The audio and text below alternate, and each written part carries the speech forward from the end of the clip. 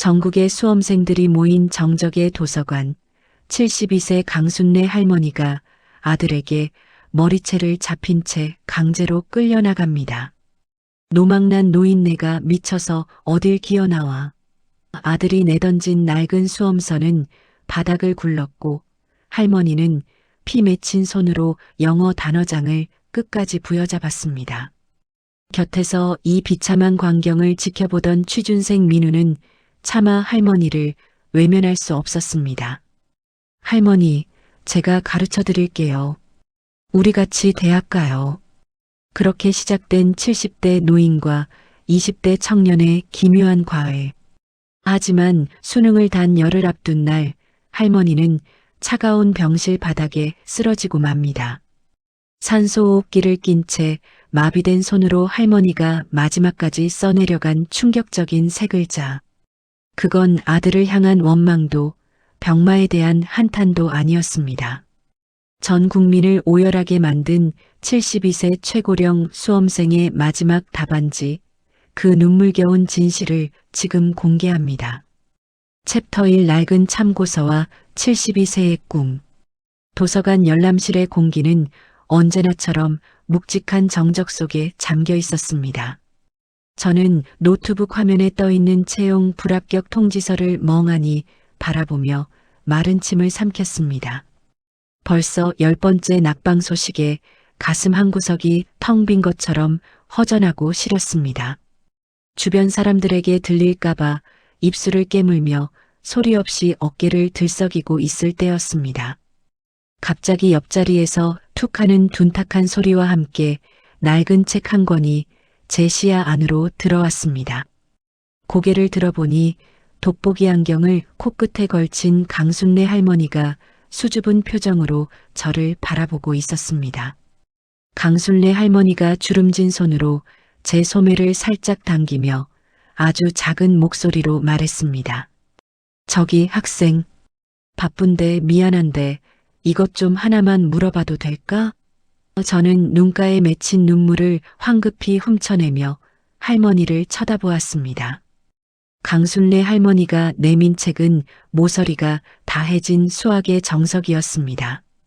연습장에는 비뚤비뚤한 글씨로 중학교 수준의 방정식 문제들이 가득 적혀 있었습니다. 강순례 할머니가 연습장의 한 지점을 손가락으로 꾹 누르며 다시 물었습니다. 분명히 어제는 이해가 갔는데 오늘 보니까 이 글자들이 왜 자꾸 자리를 바꾸는지 도통 모르겠어. 이 더하기가 왜 갑자기 빼기가 되는 거야?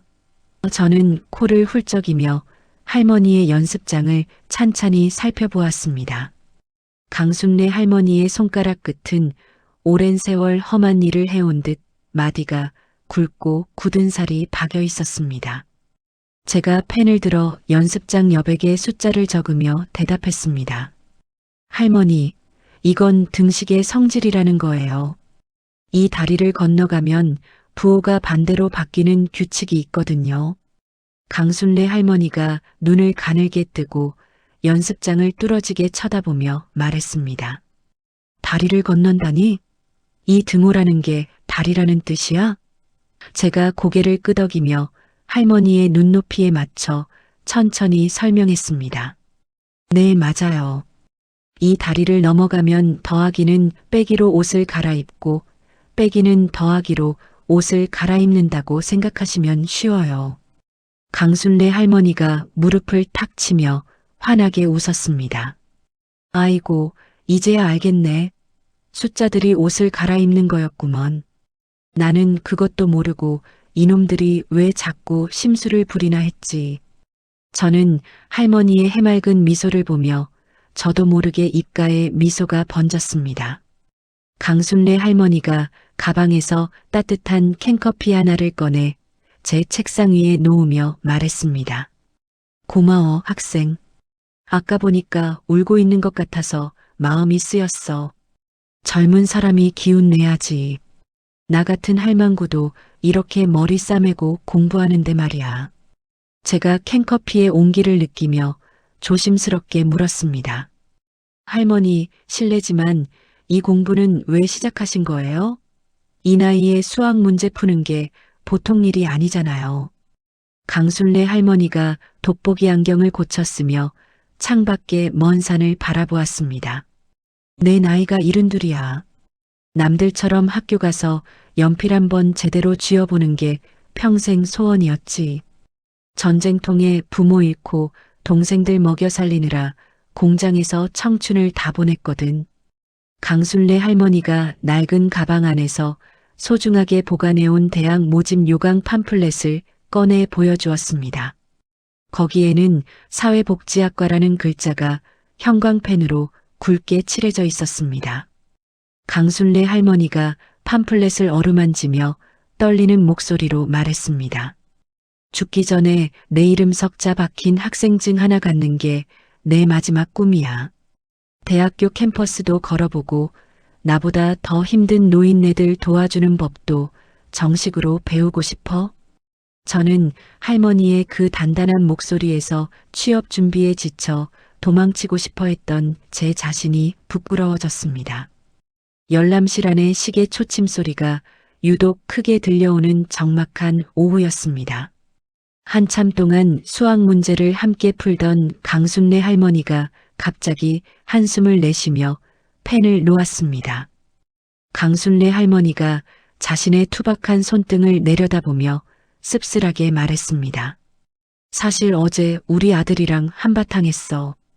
이 나이에 대학 가서 뭐 하느냐고, 동네 창피하게 도서관 드나들지 말라고 아주 난리도 아니었지. 제가 할머니의 표정을 살피며 조심스럽게 대답했습니다.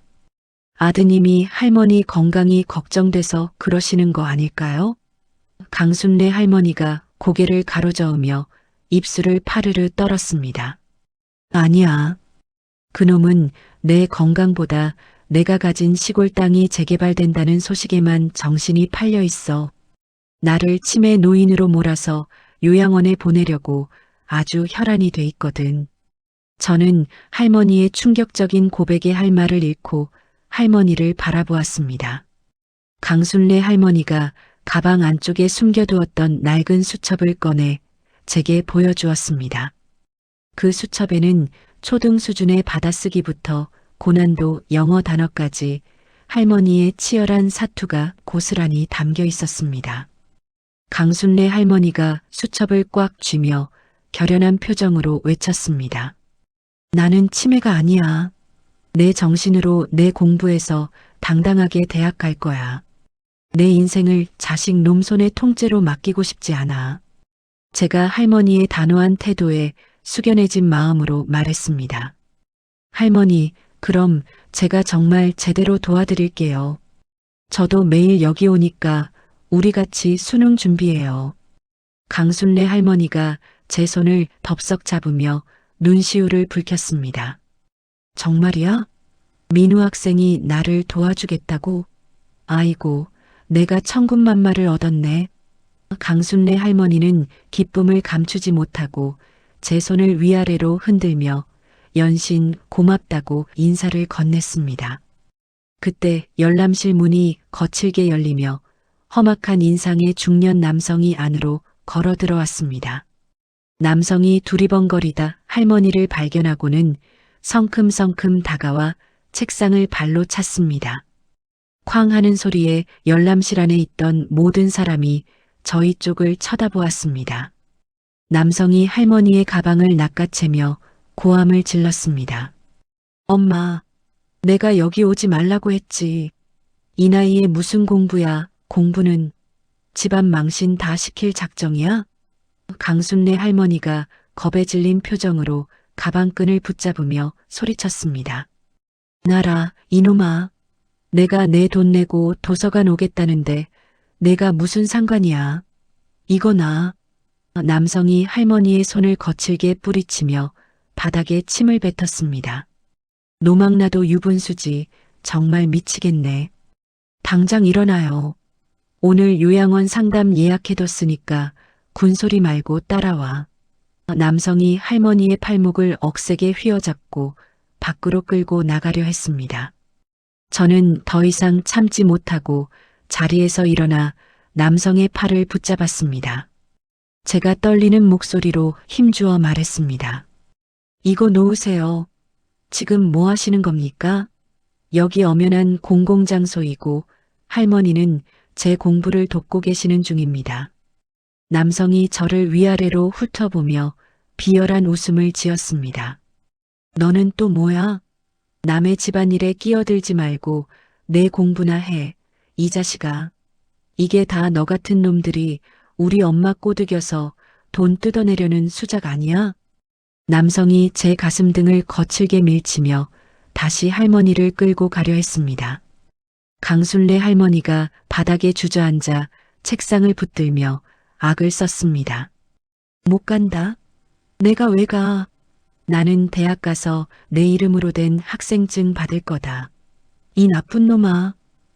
도서관 보안 요원들이 달려와 남성을 제지하기 시작했습니다.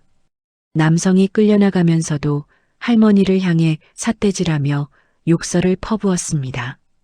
좋아, 어디 마음대로 해봐. 내가 엄마 치매 판정받게 해서라도 반드시 요양원 쳐넣을 거니까. 남성이 떠난 자리에 정적만이 감돌았고 할머니는 바닥에 주저앉아 엉엉 울음을 터뜨렸습니다.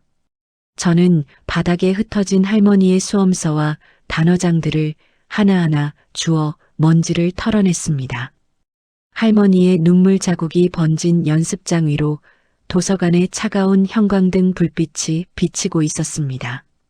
저는 할머니의 어깨를 감싸 안으며 나직하게 속삭였습니다. 할머니, 괜찮아요. 제가 있잖아요. 우리 꼭 대학 가요. 제가 끝까지 옆에 있을게요. 강순례 할머니가 제 옷자락을 꽉 쥐고 아이처럼 어깨를 들썩이며 한참을 울었습니다. 저는 할머니의 낡은 가방을 단단히 고쳐맸습니다. 이제 이 공부는 단순히 할머니만의 것이 아니라는 사실을 저는 본능적으로 느끼고 있었습니다. 창밖에는 어느덧 어둠이 짙게 깔렸고 도서관의 불빛만이 더욱 선명하게 빛나고 있었습니다. 다음 날 아침 도서관 개관 시간에 맞춰 정문에 들어서니 강순례 할머니가 벌써 줄을 서 계셨습니다. 어제 그렇게 큰 소동을 겪으셨는데도 할머니의 눈빛은 오히려 더 맑고 단단해 보였습니다. 저는 가방에서 며칠 전 미리 사두었던 작은 기계 하나를 꺼내 할머니의 손에 쥐어드렸습니다. 강순례 할머니가 손바닥 위에 놓인 작은 기계를 이리저리 살피며 물었습니다. 민우 학생, 이게 뭐야? 장난감인가? 제가 기계에 연결된 이어폰을 할머니 귀에 꽂아드리며 대답했습니다.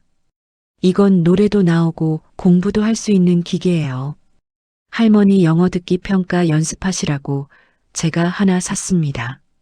강순례 할머니가 귀에서 흘러나오는 원어민의 목소리에 깜짝 놀라며 눈을 동그랗게 떴습니다.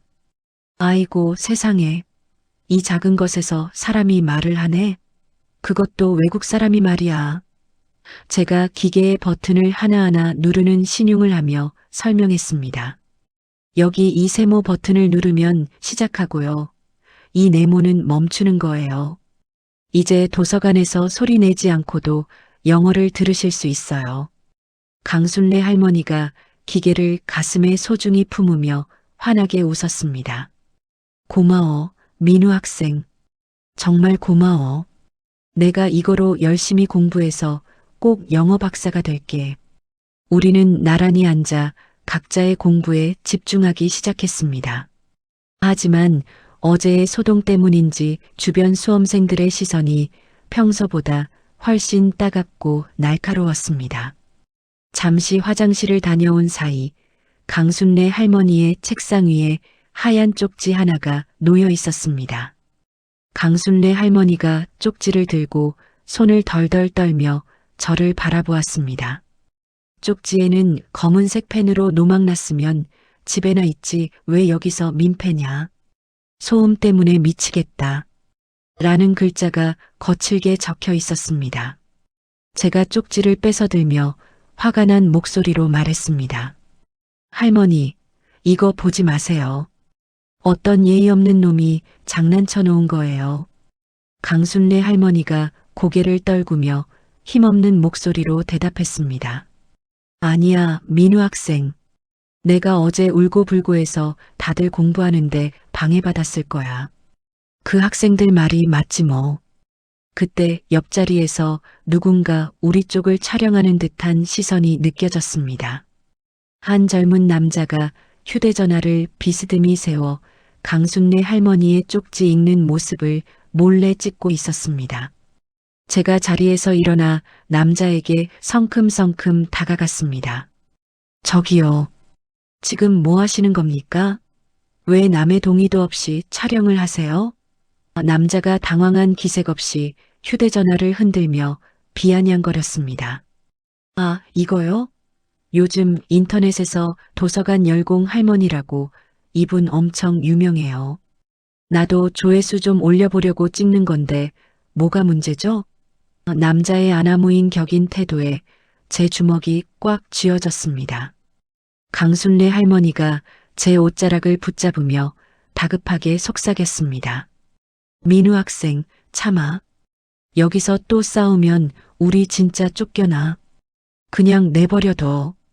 남자는 낄낄거리며 가방을 챙겨 도서관 밖으로 유유히 사라졌습니다. 저는 할머니를 자리에 앉히고 마음을 진정시키려 애썼지만 주변의 수군거림은 멈추지 않았습니다. 강순례 할머니는 결국 책을 덮고 가방을 챙기기 시작했습니다. 민우 학생, 나 오늘은 좀 일찍 들어갈게. 도저히 글자가 눈에 안 들어온다. 도서관 입구를 나서는데 관장실 직원이 달려와 우리를 불러 세웠습니다. 직원이 할머니에게 정중하게 고개를 숙이며 말했습니다. 강순례 할머님, 잠시만요. 관장님께서 할머님께 드릴 말씀이 있다고 하십니다. 관장실로 들어가자 인자한 인상의 노관장님이 우리를 반갑게 맞이해 주셨습니다. 관장님이 탁자 위에 따뜻한 차를 내놓으며 조용히 입을 열었습니다. 할머님, 요즘 고생이 많으시죠? 어제 소동도 그렇고 인터넷에 영상이 올라와서 힘드실 거 잘 압니다. 강순례 할머니가 찻잔을 만지작거리며 송구하다는 듯 고개를 숙였습니다. 관장님, 정말 죄송합니다. 늙은이가 주책 없이 도서관 분위기만 흐려놓은 것 같아서 면목이 없습니다.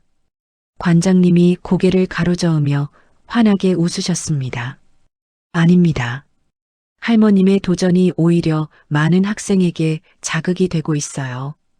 그래서 제가 고민 끝에 방법을 하나 마련했습니다. 관장님이 손을 들어 복도 끝에 있는 작은 방을 가리켰습니다. 저기 휴게실 옆에 있는 문서 보관실인데 지금은 비어 있어요.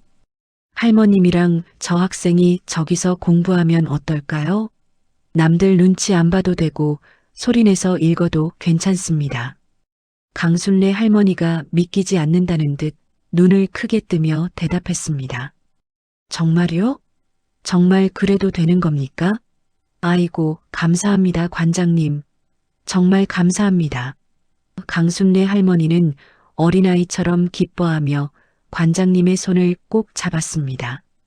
저는 할머니를 도와 짐을 옮기며 이제는 마음 편히 공부할 수 있겠다는 생각에 가슴이 벅차올랐습니다. 작은 방이었지만 햇살이 잘 드는 아늑한 공간이었습니다. 하지만 평화는 오래가지 않았습니다. 오후 늦게 도서관 앞 벤치에서 할머니와 간식을 먹고 있는데 멀리서 익숙한 그림자가 나타났습니다. 어제 행패를 부렸던 할머니의 아들 박철호였습니다. 박철호가 술 냄새를 풍기며 우리 쪽으로 다가와 소리를 질렀습니다. 엄마, 내가 도서관 오지 말라고 몇 번을 말해. 동네 사람들 다 알게 생겼어.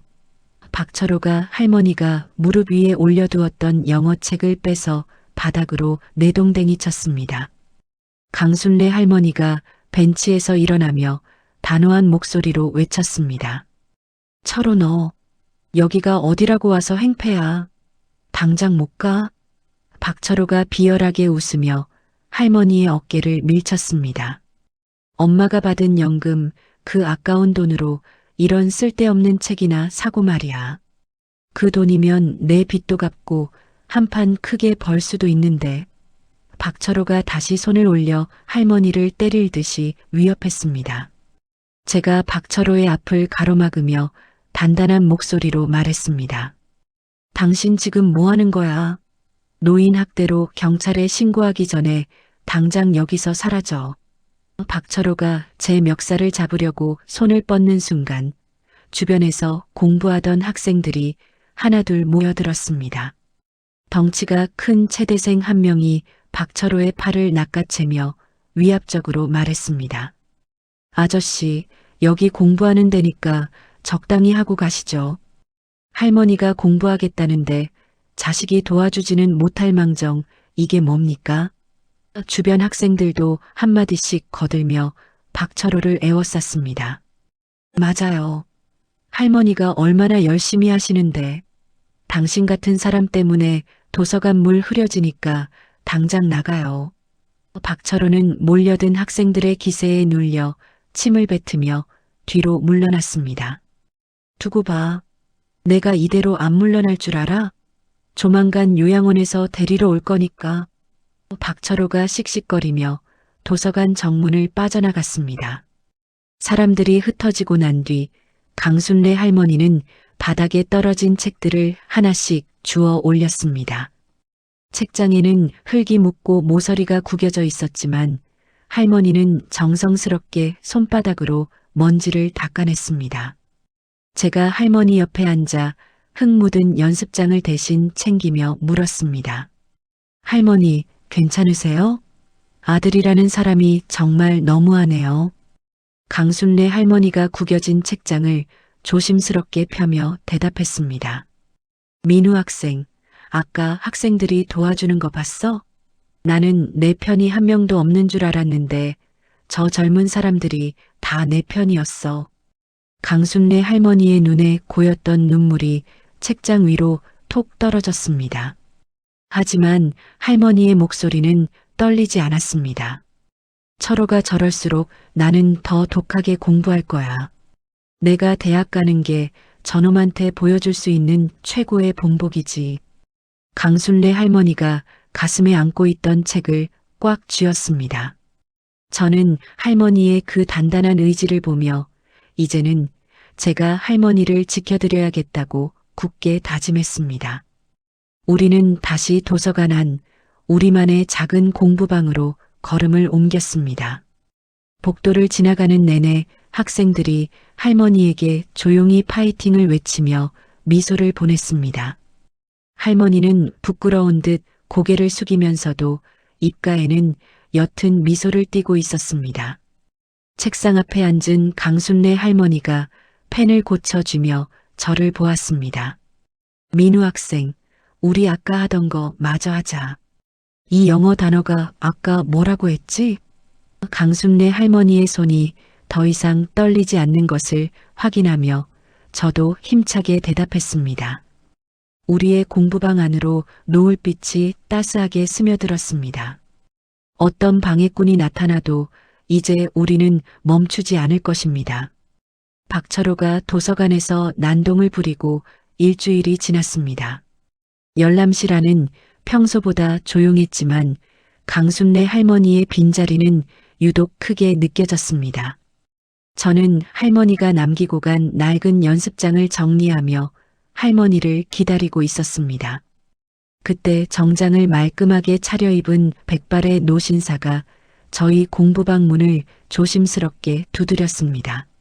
제가 자리에서 일어나 노신사를 맞이하며 물었습니다. 누구신가요? 혹시 할머니를 찾아오셨습니까? 노신사가 안경을 고쳤으며 책상 위에 놓인 할머니의 가방을 물끄러미 바라보았습니다. 여기가 강순례가 공부하던 곳이 맞나요? 인터넷에서 영상을 보고 찾아왔습니다. 노신사가 품 안에서 가죽 케이스에 담긴 고급 만년필 한 자루를 꺼내 책상 위에 놓았습니다. 할머니가 오시면 전해주시겠습니까? 공부하는 데 도움이 될 겁니다. 제가 의아한 표정으로 다시 물었습니다. 성함이라도 알려주셔야 전해드릴 텐데요. 할머니와는 어떤 사이신가요? 노신사가 씁쓸한 미소를 지으며 창밖을 내다보았습니다. 저는 강순호라고 합니다. 순례의 친오빠죠. 저 못난 오빠 때문에 평생 글도 못 배우고 공장에서 청춘을 다 보낸 불쌍한 동생입니다. 강순호 할아버지가 자리에 앉으며 제게 두툼한 서류 봉투 하나를 건넸습니다.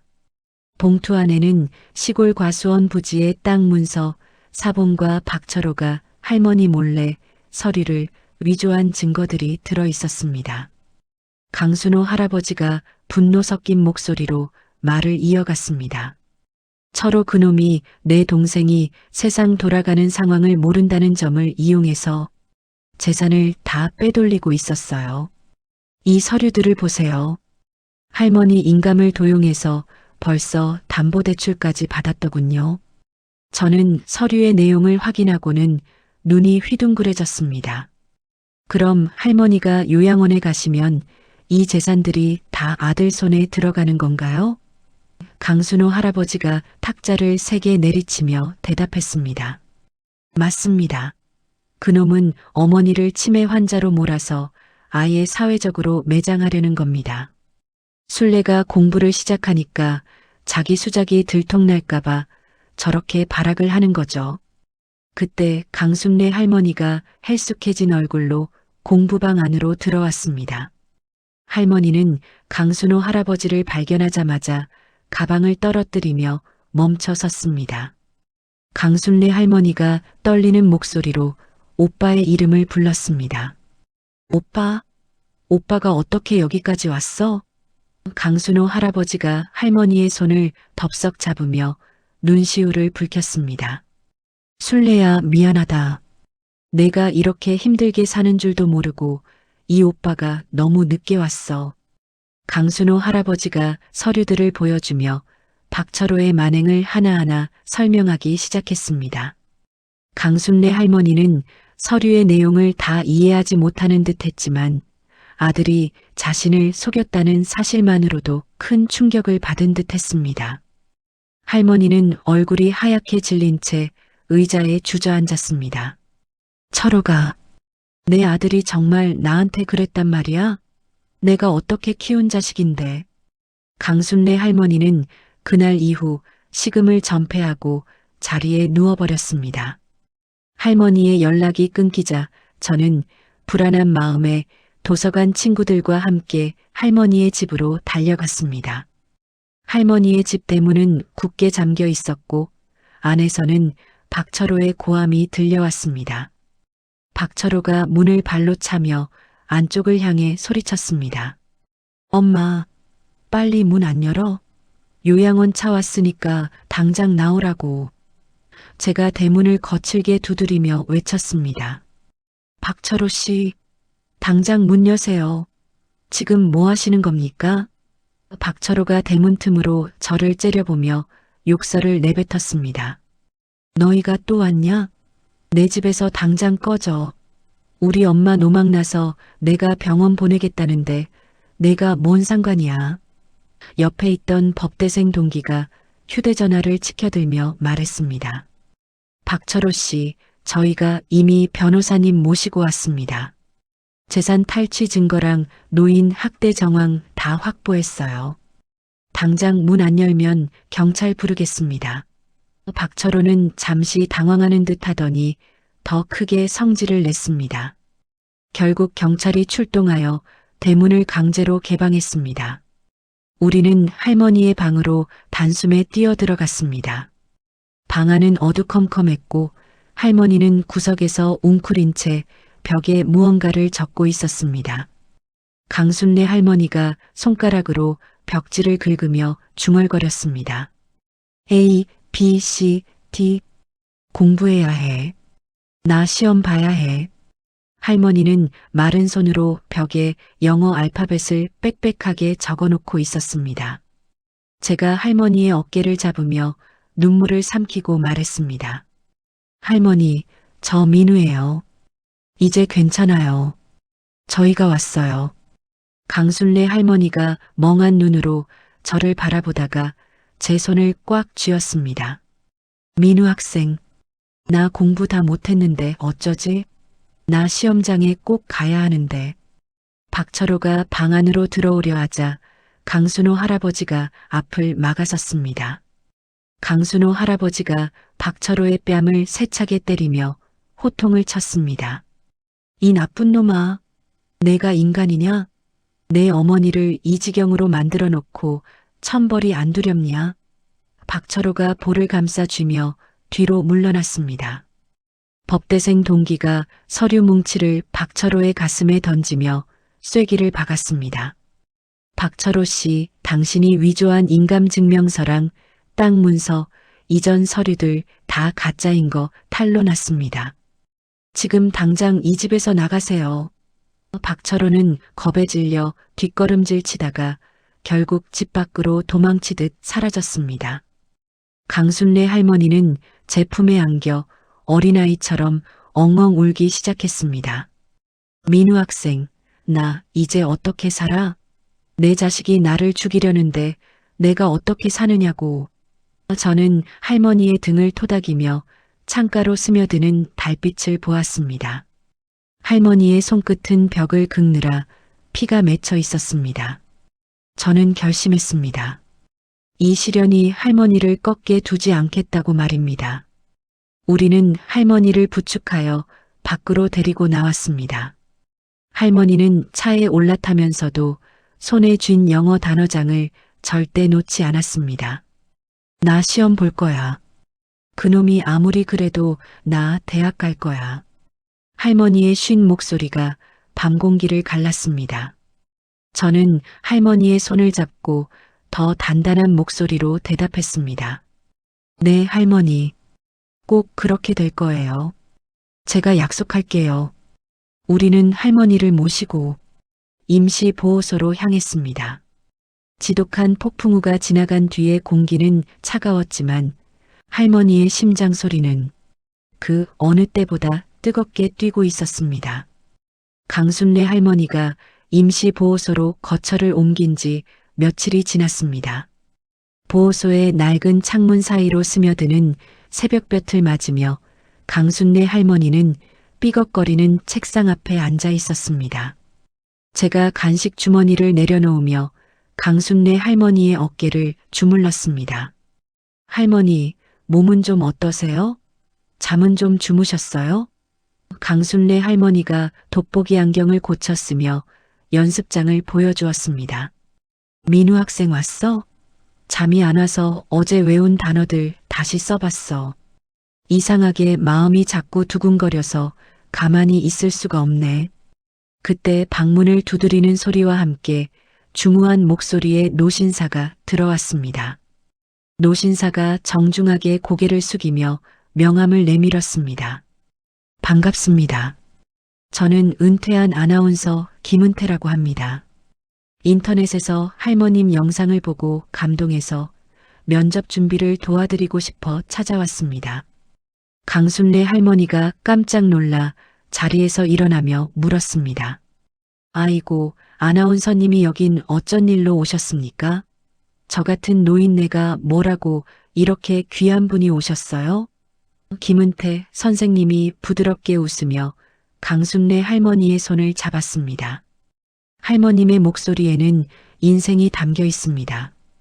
그 진심을 대학 교수님들께 어떻게 전달할지 제가 하나하나 알려드릴게요.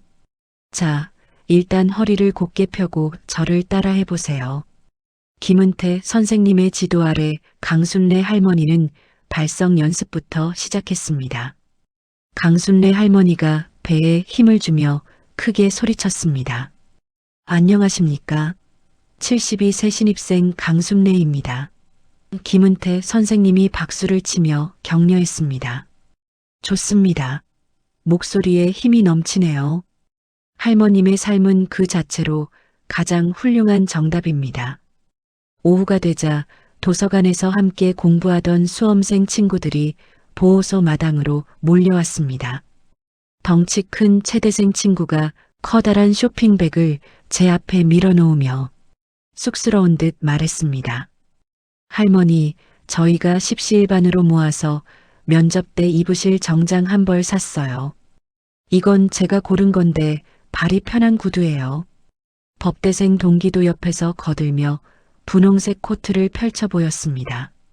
할머니, 면접 날은 화사하게 입으셔야 교수님들이 예쁘게 봐주실 거예요. 이 코트 입고 꼭 합격하셔야 해요. 강순례 할머니가 정장과 코트를 번갈아 어루만지며 눈시울을 붉혔습니다. 아니, 이 비싼 걸 왜들 사왔어? 학생들 돈이 어디 있다고. 내가 미안해서 어쩌나. 제가 할머니의 어깨를 감싸 안으며 밝은 목소리로 말했습니다. 할머니, 이건 학생들이 주는 합격 기원 선물이에요. 거절하시면 친구들이 서운해해요. 어서 한번 입어보세요. 강순례 할머니가 방 안에서 옷을 갈아입고 나오자 마당에는 환호성이 터졌습니다. 분홍색 코트를 입은 강순례 할머니는 영락없는 새내기 여대생처럼 보였습니다. 강순례 할머니가 거울 속에 자신을 보며 수줍게 웃었습니다. 내가 이런 예쁜 옷을 입어본 게 얼마만인지 모르겠네. 꼭 대학생이 된 기분이야. 학생들이 할머니 주위에 둘러앉아 간식을 나눠 먹으며 수다를 떨었습니다.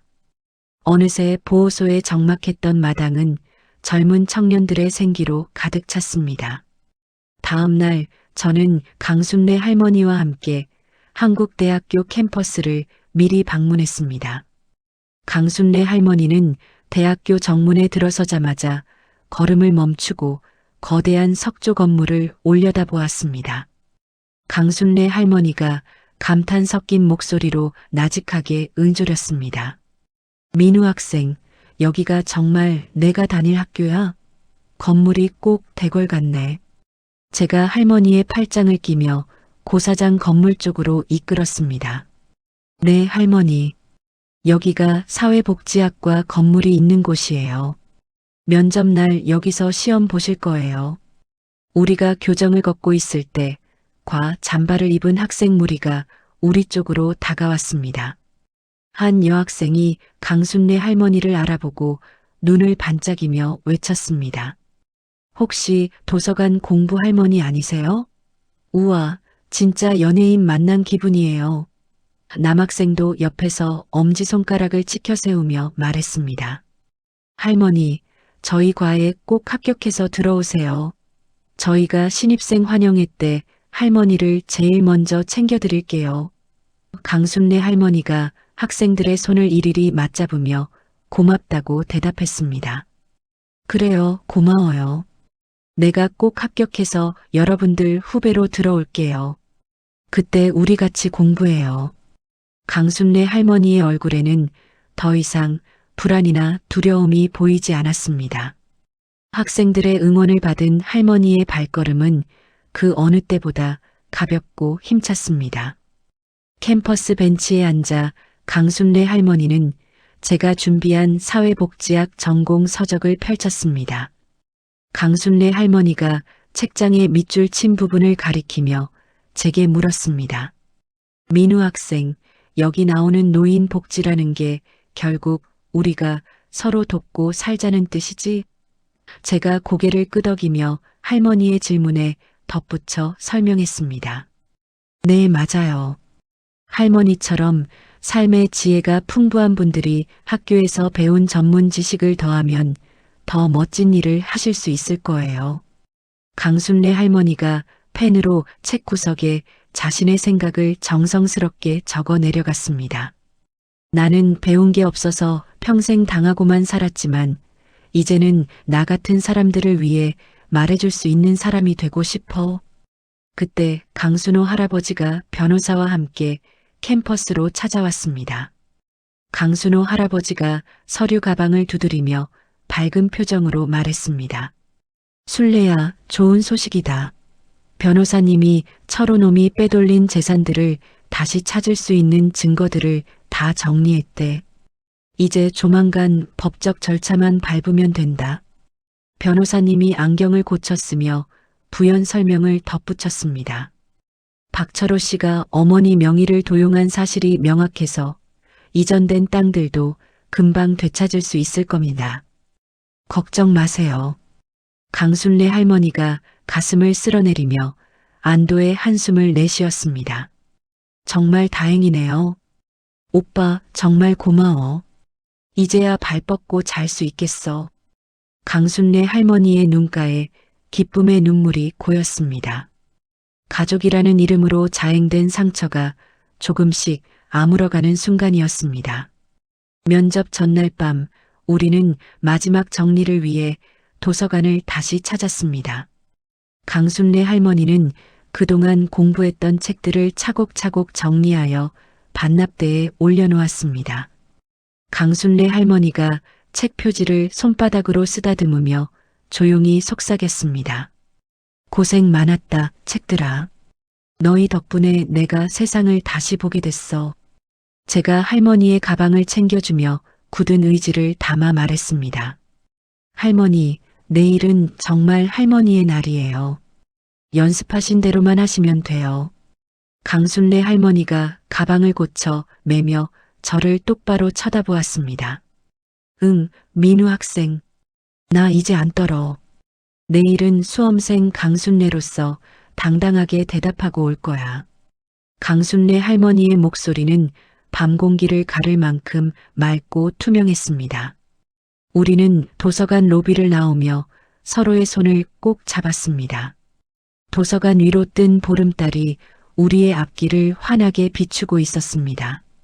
저는 할머니의 옆모습을 보며 기적이 멀리 있지 않다는 것을 다시 한번 깨달았습니다.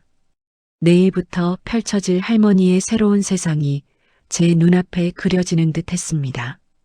우리는 말없이 밤길을 걸어 숙소로 향했습니다. 내일은 반드시 축배를 들 수 있을 것이라는 확신이 제 마음속에 가득 차올랐습니다.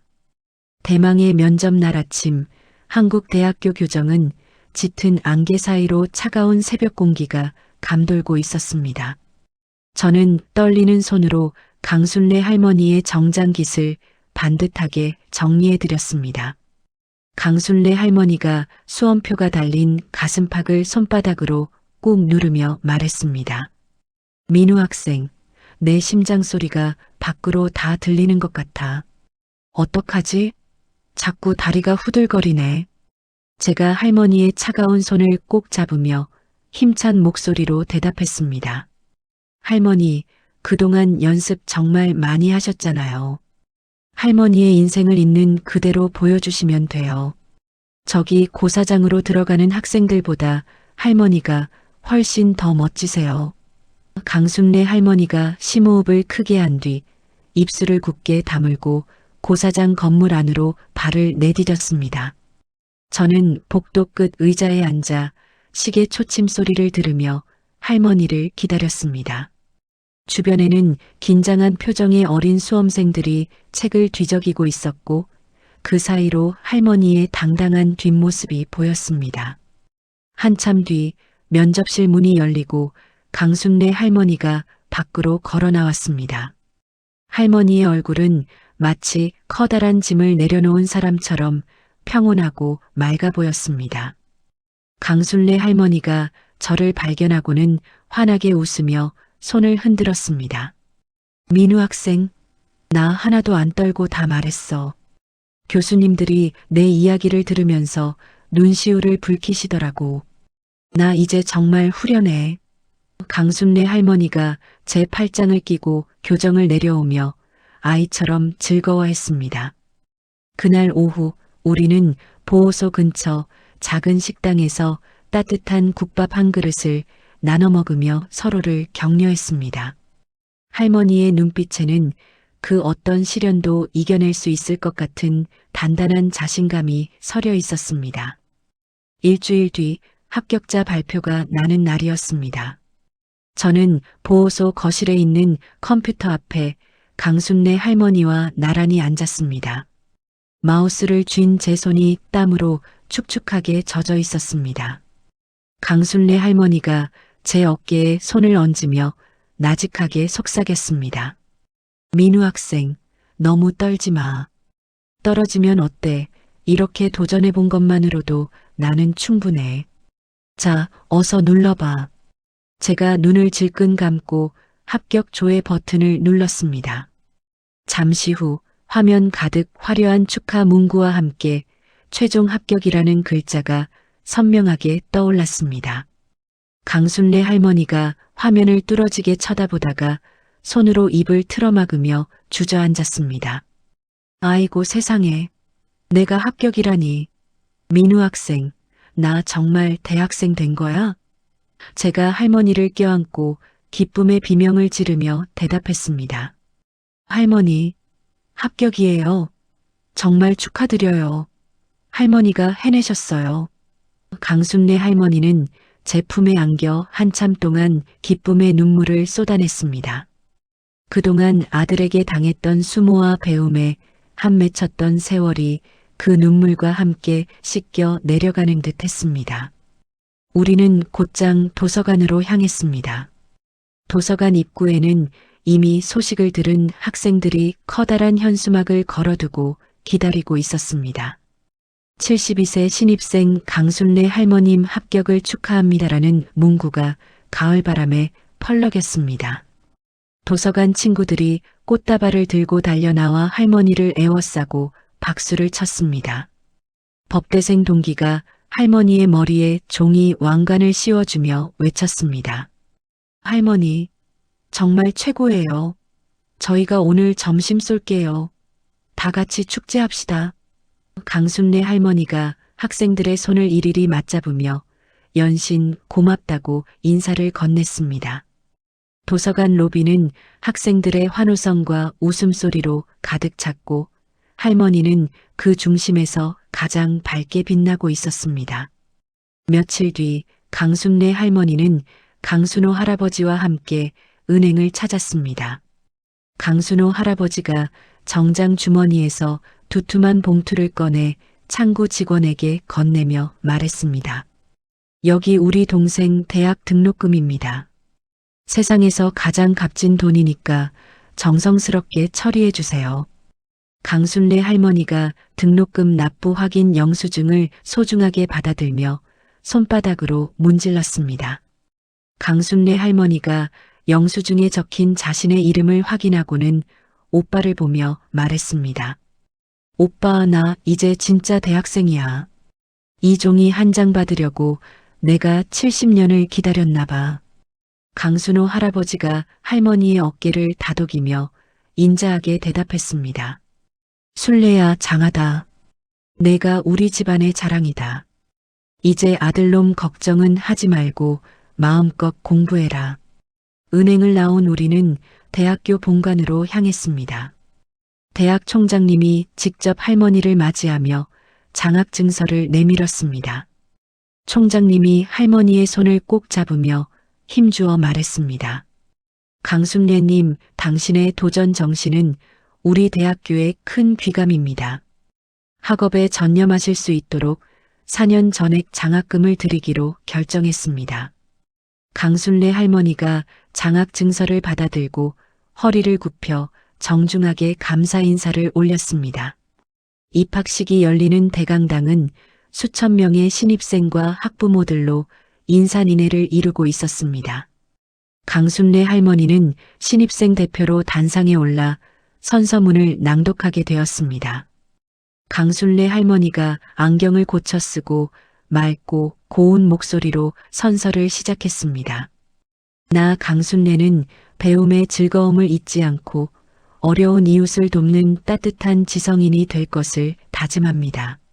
강당 안에는 우레와 같은 박수 소리가 터져 나왔고 학생들은 할머니의 이름을 연호했습니다. 저는 객석 맨 앞줄에서 그 모습을 지켜보며 뜨거운 눈물을 흘렸습니다. 입학식이 끝나고 할머니는 저를 캠퍼스 벤치로 불렀습니다. 강순례 할머니가 가방에서 정성스럽게 포장된 작은 상자 하나를 꺼내 제게 내밀었습니다. 강순례 할머니가 수줍은 표정으로 상자를 열며 말했습니다. 민우 학생, 이건 내가 합격 기념으로 준비한 선물이야. 내가 이름도 새겨 넣었어. 상자 안에는 은색빛이 감도는 묵직한 만년필 한 자루가 들어 있었습니다. 만년필 옆면에는 이민우 선생님이라는 글자가 정갈하게 새겨져 있었습니다. 제가 만년필을 어루만지며 떨리는 목소리로 물었습니다. 할머니, 선생님이라니요. 제가 한 게 뭐가 있다고 이런 과분한 선물을 주세요. 강순례 할머니가 제 손을 따뜻하게 감싸쥐며 대답했습니다. 아니야, 민우 학생은 내 어두웠던 머릿속에 불을 켜준 등불 같은 사람이야. 이 펜으로 나중에 훌륭한 기자가 되어서 세상에 좋은 소식 많이 전해줘. 저는 할머니의 진심 어린 선물에 목이 메어 한참 동안 말을 잇지 못했습니다. 그때 사회복지학과 동기들이 달려와 할머니에게 잠바를 입혀주었습니다. 등 뒤에 한국대학교 사회복지학이라고 큼지막하게 쓰인 남색 점퍼가 할머니에게 아주 잘 어울렸습니다. 강순례 할머니가 학생들과 어깨동무를 하고 V자를 그리며 사진을 찍었습니다. 강순례 할머니가 카메라를 향해 환하게 웃으며 크게 외쳤습니다. 얘들아, 나 오늘 너무 행복하다. 우리 같이 열심히 공부하자.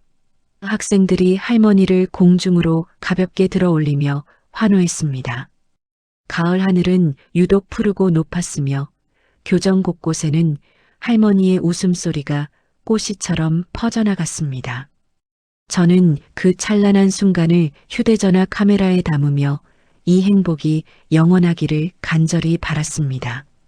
할머니의 새로운 인생이 이제 막 시작되고 있었습니다. 입학식을 불과 일주일 앞둔 어느 추운 아침이었습니다. 도서관 창밖에는 진눈깨비가 흩날리고 있었고 우리만의 공부방 안은 온풍기 돌아가는 소리만 나직하게 들려왔습니다. 강순례 할머니가 대학교 홈페이지에서 출력한 강의 시간표를 손가락으로 하나하나 짚어보며 환하게 웃었습니다. 민우 학생, 이것 좀 봐. 이 수업은 이름이 참 어렵네. 정치가 뭐야? 나 같은 할망구가 이런 걸 배워도 되는 건지 모르겠어. 제가 할머니의 시간표를 넘겨받으며 밝게 대답했습니다. 그럼요, 할머니. 정치는 우리 삶이랑 아주 가까운 거예요. 할머니가 도서관에서 공부하시는 것도 넓게 보면 권리를 찾는 정치라고 할 수 있죠. 강순례 할머니가 고개를 끄덕이며 돋보기 안경을 고쳐 썼습니다. 그래, 민우 학생 말을 들으니까 내가 꼭 대단한 사람이 된 것 같네. 자, 이제 이 영어 문장 마저 읽어볼까? 강순례 할머니가 펜을 쥐고 연습장에 문장을 쓰려던 찰나였습니다. 갑자기 할머니의 손에서 펜이 툭 하고 떨어지더니 바닥을 굴렀습니다. 강순례 할머니가 자신의 오른손을 멍하니 바라보며 중얼거렸습니다. 어라, 내 손이 왜 이러지? 왜 힘이 하나도 안 들어가고 내 손 같지가 않아? 제가 깜짝 놀라 할머니의 얼굴을 살피는데 할머니의 입가가 미세하게 실룩거리기 시작했습니다. 강순례 할머니가 머리를 짚으며 힘겹게 말을 이어갔습니다. 민우, 학생, 머리가 너무 아파. 세상이 자꾸 뱅글뱅글. 말이 끝나기도 전에 강순례 할머니의 몸이 옆으로 스르르 기울어졌습니다. 제가 비명을 지르며 할머니를 붙잡았습니다. 할머니, 할머니 정신 차리세요. 선생님, 여기 좀 도와주세요. 도서관 안은 순식간에 아수라장이 되었고 구급차의 날카로운 사이렌 소리가 정적을 깨뜨렸습니다.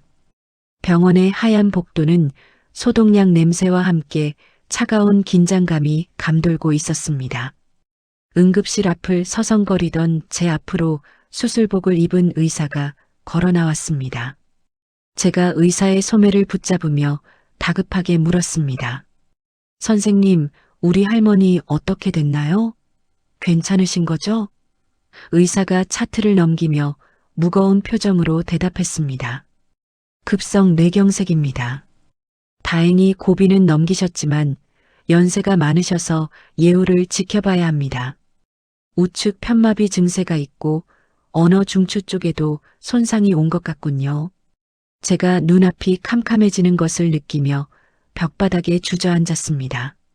편마비라면 그럼 이제 말씀도 못하시고 걷지도 못하신다는 건가요? 의사가 제 어깨를 다독이며 조심스럽게 덧붙였습니다. 재활 치료를 해봐야 알겠지만 예전처럼 일상생활을 하시기에는 시간이 꽤 걸릴 겁니다. 일단은 중환자실로 옮기겠습니다. 그때 복도 끝에서 구두 굽소리가 요란하게 들려오더니 박철호가 숨을 헐떡이며 나타났습니다. 박철호가 제 멱살을 거칠게 움켜쥐며 고함을 질렀습니다. 이 자식아, 우리 엄마 어떻게 된 거야? 너랑 같이 공부한다더니 사람을 이 지경으로 만들어놔? 제가 박철호의 손을 뿌리치며 단호하게 대답했습니다. 지금 누구 탓을 하시는 겁니까? 할머니가 쓰러지신 게 누구 때문인데 그러세요? 당장 이거 놓으세요. 박철호가 비열하게 웃으며 제 가슴팍을 펑 밀쳤습니다. 시끄러워. 내가 우리 엄마 법적 보호자야. 이제부터 너 같은 놈은 면회 금지야. 병원비 한 푼 안 보탤 거면 당장 꺼져. 박철호는 간호사들에게 달려가 소리를 지르며 제 접근을 막았습니다. 저는 유리창 너머로 산소호흡기를 끼고 누워있는 강순례 할머니를 바라볼 수밖에 없었습니다. 할머니의 가슴이 기계 소리에 맞춰 힘겹게 위아래로 움직이고 있었습니다. 사흘 뒤 강순례 할머니가 간신히 의식을 되찾았다는 소식을 듣고 병원을 다시 찾았습니다. 박철호가 자리를 비운 틈을 타 몰래 할머니의 병실 안으로 들어갔습니다. 강순례 할머니가 눈을 가늘게 뜨고 저를 쳐다보았지만 그 눈빛에는 예전의 총명함이 사라져 있었습니다. 제가 할머니의 왼손을 꼭 잡으며 눈물 섞인 목소리로 말했습니다. 할머니, 저 민우예요. 저 알아보시겠어요? 강순례 할머니가 입술을 달싹거렸지만 입 밖으로 나오는 것은 알아들을 수 없는 신음뿐이었습니다. 강순례 할머니는 말을 하려다 답답한 듯 자신의 가슴을 왼손으로 팍팍 쳤습니다. 눈가에는 굵은 눈물이 고여 베개에 적시고 있었습니다. 제가 할머니의 눈물을 닦아주며 떨리는 목소리로 위로했습니다. 할머니, 괜찮아요. 천천히 하면 돼요.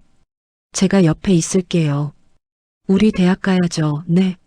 강순례 할머니가 제 말을 듣고는 침대 옆 탁자에 놓인 수험표를 힐끗 쳐다보았습니다. 하지만 이내 고개를 가로저으며 눈을 질끈 감아버렸습니다. 그때 문이 쾅 열리며 박철호가 서류 뭉치를 들고 들어왔습니다. 박철호가 저를 발견하고는 눈을 부라리며 소리쳤습니다. 이 새끼가 또 왔네. 야, 너 당장 안 나가? 내가 경찰 부른다고 했지. 박철호가 할머니의 침대 곁으로 다가와 억지로 할머니의 손을 잡아 끌었습니다. 엄마, 정신 좀 차려봐. 여기 요양원 입원 서류에 지장만 찍으면 돼. 이제 대학이고 뭐고 다 끝났으니까 그만 고집 피우고 사이네. 박철호가 인감 도장을 할머니의 엄지손가락에 억지로 묻히려 했습니다. 강순례 할머니가 몸을 비틀며 싫다는 듯 고개를 세차게 흔들었습니다. 제가 박철호의 팔을 낚아채며 외쳤습니다.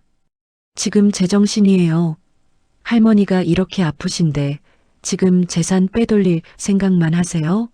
당신 인간도 아니야. 박철호가 제 얼굴을 향해 주먹을 휘둘렀습니다. 내 재산 내가 챙기겠다는데 내가 뭔데 참견이야. 이 늙은이 죽으면 다 내 돈인데 너 같은 놈한테 한 푼도 안 줄 거야.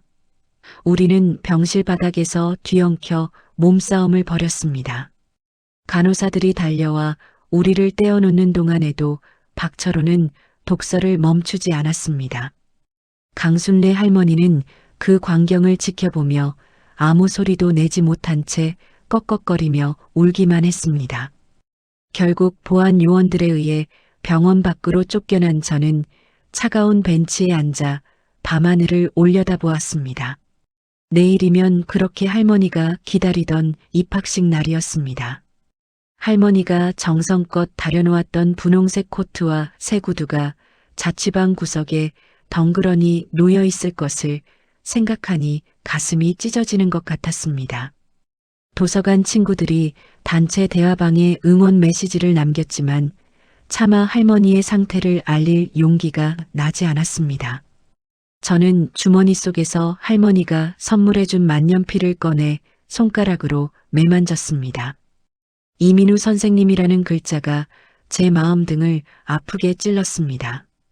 강순례 할머니는 지금 어두운 병실에서 홀로 어떤 생각을 하고 계실까요?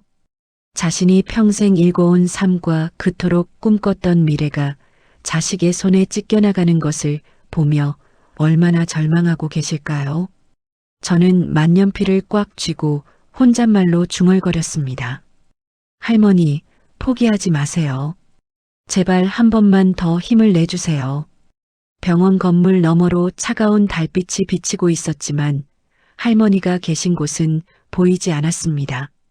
입학식 당일 아침 캠퍼스에는 신입생들의 웃음소리가 가득하겠지만 할머니의 자리는 차갑게 비어 있을 것입니다.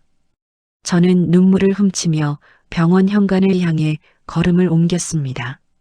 어떤 방해가 있더라도 할머니의 곁을 지키겠다고, 할머니의 펜이 다시 움직일 때까지 멈추지 않겠다고 저는 스스로에게 굳게 맹세했습니다. 강순호 할아버지가 서류 가방을 든 변호사와 함께 병원 복도를 성큼성큼 걸어왔습니다. 박철호가 병실 문 앞을 막아서며 눈등을 부라렸습니다. 외삼촌이고 뭐고 다 필요 없으니까 당장 나가요. 우리 엄마 일은 자식인 내가 알아서 할 거니까. 강순호 할아버지가 박철호의 멱살을 움켜쥐며 불호령을 내렸습니다. 이 천하의 불효자 놈아, 내가 인간의 탈을 쓰고 어떻게 어미를 요양원에 팔아넘길 생각을 하느냐. 박철호가 강순호 할아버지의 손을 거칠게 뿌리치며 삿대질을 했습니다. 팔아넘기다니요. 노망난 노인네 뒷바라지하는 게 얼마나 힘든데 그런 소리를 하세요? 외삼촌이 나 대신 똥오줌 받아낼 거. 아니면 조용히 하세요. 옆에 서 있던 변호사가 안경을 고쳤으며 법원 도장이 찍힌 서류를 박철호의 얼굴 앞에 들이밀었습니다. 박철호 씨, 법원에서 당신의 보호자 권한을 정지했습니다. 그동안 어머니 재산을 가로채려 했던 증거가 충분해서 이제 당신은 이 병실에 한 발자국도 못 들어옵니다. 박철호가 서류를 낚아채 훑어보더니 얼굴이 흑빛으로 변했습니다. 이게 뭐야? 말도 안 돼. 내가 아들인데 누가 나를 막아. 이거 다 가짜지? 제가 박철호의 앞을 가로막으며 단단한 목소리로 쐐기를 박았습니다. 경찰관님들 오시기 전에 당장 나가세요. 할머니 오빠이신 강순호 할아버지가 이제부터 할머니의 보호자입니다. 당신이 저지른 가짜 서류들 다 경찰에 넘겼습니다. 박철호가 주먹을 불끈 쥐고 저를 때릴 듯이 달려들었습니다. 하지만 병원 보안 요원들이 박철호의 팔을 뒤로 꺾으며 바닥에 짓눌렀습니다. 이거 나, 이거 놓으라고. 우리 엄마 돈 다 내 거야. 다 내 거라고. 박철호가 복도 바닥을 구르며 비명을 질렀지만 누구 하나 그를 도와주는 사람은 없었습니다. 경찰들이 도착해 박철호를 끌고 나가는 뒷모습을 보며 강순례 할머니의 병실 안에는 깊은 정적이 찾아왔습니다. 강순호 할아버지가 병실 문을 닫으며 깊은 한숨을 내쉬었습니다. 저는 강순례 할머니의 침대 주변을 온통 종이로 가득 채우기 시작했습니다. 강순례 할머니가 공부하던 영어 단어장과 직접 쓴 오답 노트를 복사해서 벽면마다 빼곡하게 붙였습니다. 강순례 할머니가 멍한 눈으로 벽을 쳐다보다가 제 손을 살며시 잡았습니다. 강순례 할머니가 굳어진 입술을 힘겹게 움직이며 신음처럼 소리를 냈습니다. 아, 민, 오. 제가 할머니의 눈을 맞추며 환하게 웃어 보였습니다. 네, 할머니. 저 여기 있어요. 우리 같이 다시 시작해요. 자, 이거 보세요. 할머니가 제일 좋아하시던 단어예요. 저는 학교라는 글자가 크게 적힌 카드를 할머니 앞에 내밀었습니다. 강순례 할머니가 왼손을 부들부들 떨며 카드를 만지려 애썼습니다. 강순례 할머니가 가슴을 퍽퍽 치며 답답하다는 듯 눈물을 흘렸습니다. 나, 가, 고, 십, 학, 교. 제가 할머니의 왼손에 펜을 끼워주며 단단한 목소리로 말했습니다. 할머니, 오른손이 안 되면 왼손으로 하면 돼요. 우리 처음 글자 배울 때처럼 다시 해봐요. 제가 도와드릴게요. 강순례 할머니가 입술을 꽉 깨물고 연습장 위에 선을 긋기 시작했습니다. 삐뚤삐뚤하고 거친 선이었지만 할머니의 눈빛에는 다시 생기가 돌기 시작했습니다. 어느덧 할머니의 퇴원 날이자 대학교 신입생 오리엔테이션이 열리는 날이 되었습니다. 병원 로비에는 한국대학교 총장님과 사회복지학과 학생들이 꽃다발을 들고 모여 있었습니다. 강순례 할머니는 휠체어에 앉아 우리가 선물한 분홍색 코트를 입고 있었습니다. 총장님이 할머니 앞으로 다가와 무릎을 굽히고 학생증을 건넸습니다. 강순례 하구님, 당신의 용기가 우리 대학교를 더 빛나게 했습니다. 이 학생증은 당신이 흘린 눈물의 열매입니다. 강순례 할머니가 학생증을 왼손으로 소중하게 움켜쥐며 떨리는 목소리로 대답했습니다. 감, 사, 암, 니, 다, 열, 심, 히, 하, 게, 습, 니, 다. 학생들이 할머니 주위로 모여들어 스승의 은혜 노래를 개사해서 부르기 시작했습니다. 할머니 사랑해요. 우리 학교 최고의 선배님. 여학생 한 명이 할머니의 무릎 위에 담요를 덮어주며 환하게 웃었습니다. 강순례 할머니가 학생들의 손을 이리리 잡으며 고맙다는 인사를 눈빛으로 대신했습니다. 강순호 할아버지가 할머니의 어깨를 감싸 안으며 자랑스럽게 말했습니다. 순례야, 이제 진짜 대학생이다. 오빠가 너 대학교 정문까지 매일 데려다 줄게. 강순례 할머니가 고개를 끄덕이며 로비 창밖으로 비치는 따스한 봄볕을 바라보았습니다. 저 멀리 캠퍼스의 푸른 교정이 할머니를 부르는 것 같았습니다. 재활치료실 선생님이 다가와 할머니의 마비된 다리를 주물러주며 격려했습니다. 할머니, 이 기세면 금방 휠체어 없이도 걸으시겠어요. 오늘 정말 예쁘세요. 강순례 할머니가 수줍게 웃으며 제 손을 꽉 쥐었습니다. 민, 오, 학, 생, 고, 마, 오, 리, 학, 교, 가, 자. 저는 할머니의 휠체어를 밀며 병원 문을 나섰습니다. 차가운 겨울바람은 어느새 사라지고 보도블록 사이로 솟아난 파란 새싹들이 우리를 반기고 있었습니다. 강순례 할머니의 가방 속에는 새 공책과 펜이 가지런히 놓여 있었습니다. 입학식에는 참석하지 못했지만 오늘 병원 로비에서 치른 이 예식이 세상에서 가장 감동적인 입학식이었습니다. 저는 할머니의 구분 등 너머로 보이는 미래를 상상하며 힘차게 발걸음을 옮겼습니다. 우리의 진짜 공부는 이제부터 시작이었습니다. 할머니의 휠체어 바퀴 소리가 경쾌하게 울려 퍼지는 오후였습니다. 교정의 벚꽃이 눈부시게 흩날리는 어느 봄날이었습니다. 저는 강순례 할머니의 휠체어를 밀며 대학교 정문을 천천히 통과했습니다. 강순례 할머니는 무릎 위에 두꺼운 전공 서적을 꼭 쥐고 긴장된 표정으로 교정을 둘러보았습니다. 강순례 할머니가 벚꽃잎이 머리 위로 떨어지자 왼손을 뻗어 그것을 잡으려 애쓰며 말했습니다. 민우 학생, 이것 좀 봐. 꽃잎이 꼭 나를 축하해 주는 것 같네. 나 정말 여기 들어온 거 맞지? 제가 할머니의 어깨를 토닥이며 밝은 목소리로 대답했습니다. 그럼요, 할머니. 저기 보세요. 학생들이 다 할머니 기다리고 있잖아요. 강의실 문이 열리자 수십 명의 학생이 일제히 일어나 박수를 치기 시작했습니다. 사회복지학과 학생회장이 꽃다발을 들고 달려와 할머니의 목소리에 맞춰 고개를 숙였습니다. 강순례 선배님, 정말 환영합니다. 저희가 선배님 오실 날만 손꼽아 기다렸어요. 옆에 있던 여학생도 할머니의 손을 잡으며 눈시울을 붉혔습니다. 할머니, 병원에 계실 때 저희가 녹음해온 강의 다 들으셨죠? 이제 같이 수업 들어요. 강순례 할머니가 학생들의 손을 이리리 어루만지며 떨리는 목소리로 대답했습니다. 고마워. 고마워요. 내가 몸이 이래서 미안해.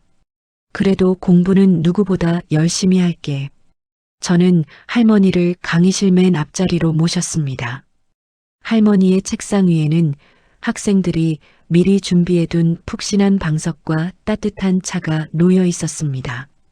강순례 할머니가 마비된 오른손 대신 왼손으로 서툴게 펜을 쥐고 공책을 펼쳤습니다. 교수님이 강단에 올라 할머니를 보며 인자하게 미소 지었습니다. 강순례 하구님, 오늘 첫 수업의 주제는 삶의 지혜입니다. 하구님의 인생 이야기가 우리에게는 가장 큰 교과서가 될 겁니다. 강순례 할머니가 수줍게 웃으며 교수님을 향해 고개를 끄덕였습니다. 할머니의 눈빛은 세상을 다 얻은 사람처럼 반짝이고 있었습니다. 여름방학을 앞둔 어느 오후 저는 도서관 로비 벤치에 앉아 할머니와 기말고사 공부를 하고 있었습니다. 강순례 할머니가 마비된 손가락을 펴는 재활 운동을 하며 저에게 물었습니다. 민우 학생, 이번 시험만 잘 보면 나도 이제 2학기로 넘어가는 거지? 나 정말 낙제 안 하고 잘할 수 있을까? 제가 할머니의 간식을 챙겨주며 자신감 있게 대답했습니다. 할머니, 벌써 교수님들이 할머니 성적 좋다고 칭찬이 자자하세요. 조금만 더 힘내세요.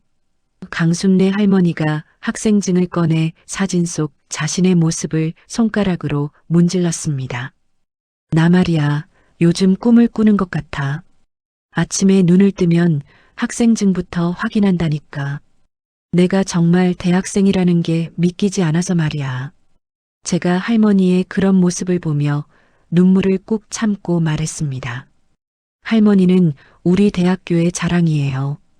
제가 할머니 이야기를 영상으로 만들어서 올렸는데 전 세계에서 응원 댓글이 10,000개도 넘게 달렸어요. 강순례 할머니가 깜짝 놀라며 제 휴대전화 화면을 들여다보았습니다. 세상에, 이게 다 나를 응원하는 사람들이라고? 아이고, 이 늙은이가 뭐라고 이렇게들 난리야. 강순례 할머니는 댓글 하나하나를 소리내어 읽으며 행복한 미소를 지었습니다. 민우 학생, 나 정말 행복해. 내 인생에 이런 날이 올 줄은 꿈에도 몰랐어. 정말 고마워. 강순례 할머니는 그날 저녁 마지막 기말고사 시험지를 제출하고 저와 함께 교정을 한 바퀴 돌았습니다. 할머니는 붉게 물든 노을을 바라보며 나직하게 노래를 흥얼거렸습니다. 그 모습이 너무나 평온하고 아름다워서 저는 그 장면을 가슴속에 깊이 새겼습니다. 하지만 운명은 우리에게 긴 시간을 허락하지 않았습니다. 무더운 여름 방학이 한창이던 어느 날 아침 강순호 할아버지로부터 한 통의 전화가 걸려왔습니다. 강순호 할아버지가 수화기 너머로 오열하며 소식을 전했습니다. 민우야, 우리 순례가 자는 듯이 편안하게 떠났다. 손에 학생증을 꼭 쥐고 말이야. 저는 한참 동안 아무 말도 하지 못한 채 멍하니 서 있었습니다. 장례식장에는 검은 정장 대신 남색과 동기 점퍼를 입은 학생들로 가득 찼습니다. 강순례 할머니의 영정 사진 속에는 제가 합성해드렸던 학사모를 쓴 모습이 환하게 웃고 있었습니다. 학생회장이 제 곁으로 다가와 눈물을 훔치며 속삭였습니다. 할머니가 남기신 유언장 보셨어요? 과수원 땅이랑 전 재산을 학교에 기부하셨대요. 배움의 기회를 놓친 어르신들을 위한 장학금을 만들어 달라고요. 강순호 할아버지가 제 손을 잡으며 할머니가 남긴 마지막 편지를 건네주었습니다. 순례가 너한테 꼭 전해주라고 했다. 이 펜으로 세상의 어두운 곳을 밝히는 사람이 되어달라고 말이야.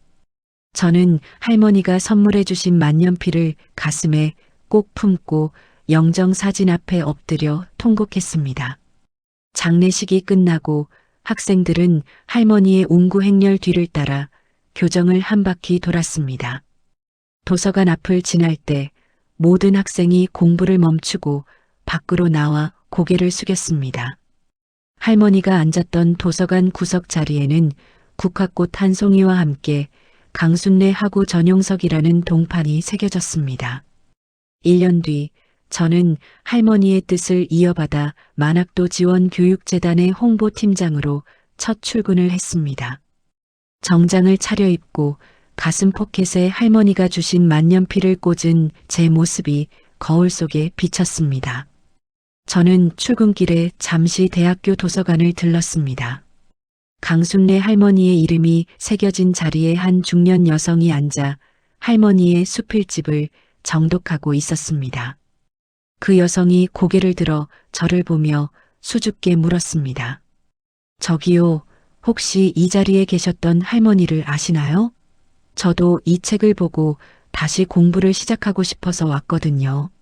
제가 환하게 웃으며 그 여성에게 대답했습니다.